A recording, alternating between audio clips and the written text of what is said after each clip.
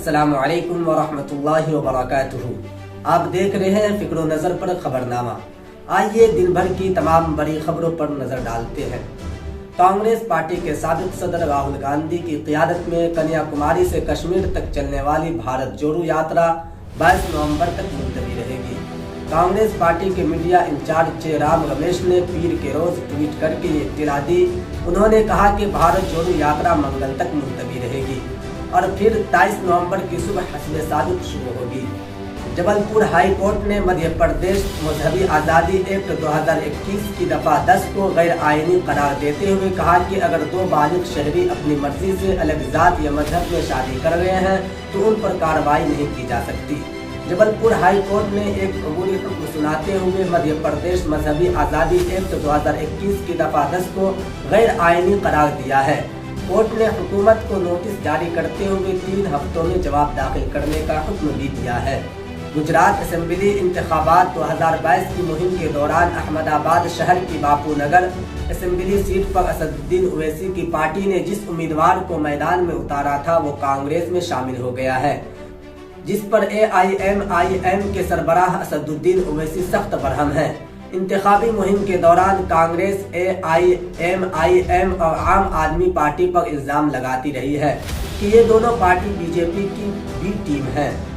भारतीय किसान यूनियन के सदर नरेश ने टिकट समाजवादी पार्टी के सीनियर रहनुमा आजम खान के वोट के हक को खत्म किए जाने की पुरजोर मजम्मत की है। उन्होंने योगी हुकूमत पर तनकीद करते हुए कहा कि भारतीय जनता पार्टी रियासत में तानाशाही कर रही है। रियासत उत्तर प्रदेश के जिला सहारनपुर में वाक़ दारुल उलूम देवबंद ने तलबा के लिए हिदायत जारी किया है कि अगर खानदानों में शादियों की दावतों में तलबा की शिरकत जरूरी है तो उसकी मनसूबाबंदी छुट्टियों के ज़माने में की जाए। ये हिदायत तलबा की जानिब से शादी के नाम पर गैर मामूली छुट्टियाँ लेने के पेश नज़र जारी की गई है। वज़ारत ख़ारजा के मुताबिक मुत्तहिदा अरब इमारात के ख़ारजा उमूर और बैनुल अक़वामी ताआवुन के वज़ीर शेख अब्दुल्ला बिन ज़ायद अल नहयान 21 से 22 नवंबर 2022 तक भारत के सरकारी दौरा पर रहेंगे। अपने दौरे के दौरान शेख अब्दुल्ला वज़ीर ख़ारजा एस जयशंकर के बाहिमी दिलचस्पी के आलमी उमूर पर बाकायदा मुशावरत भी करेंगे।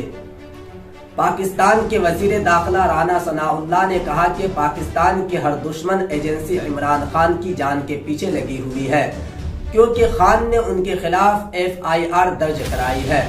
वो उनकी दराजी उम्र की दुआ करते हैं, लेकिन अब अगर इमरान खान को कुछ हुआ तो पाकिस्तानी फौज ISI और वज़ीर आज़म पर उंगलियां उठेंगी, क्योंकि वो पहले ही 4 नाम रिकॉर्ड करवा चुके हैं। इंडोनेशिया के दारुल हुकूमत जकार्ता में 5.6 शिद्दत के ज़लज़ले ने कई सेकंड तक हलचल मचा दी। इसमें 44 अफराद हलाक और दीगर 700 अफराद जख्मी हुए हैं। फीफा आलमी कप 2022 में आज इंग्लैंड और ईरान के दरमियान मुकाबला जारी है। ग्रुप बी के इस पहले मैच में इंग्लैंड टीम ताहाल 5-1 से आगे है। ईरान एशिया की वो मशहूर टीम है जिसने क्वालिफिकेशन राउंड में अपने ग्रुप में टॉप किया था। उसके ग्रुप में जनूबी कोरिया की टीम भी थी।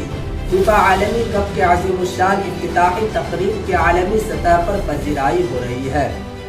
पाकिस्तान क्रिकेट बोर्ड PCB ने इंग्लैंड के खिलाफ टेस्ट सीरीज के लिए 18 रुकनी स्क्वाड का ऐलान कर दिया है, जिसमें साबिक कप्तान सरफराज अहमद को भी जगह मिली है।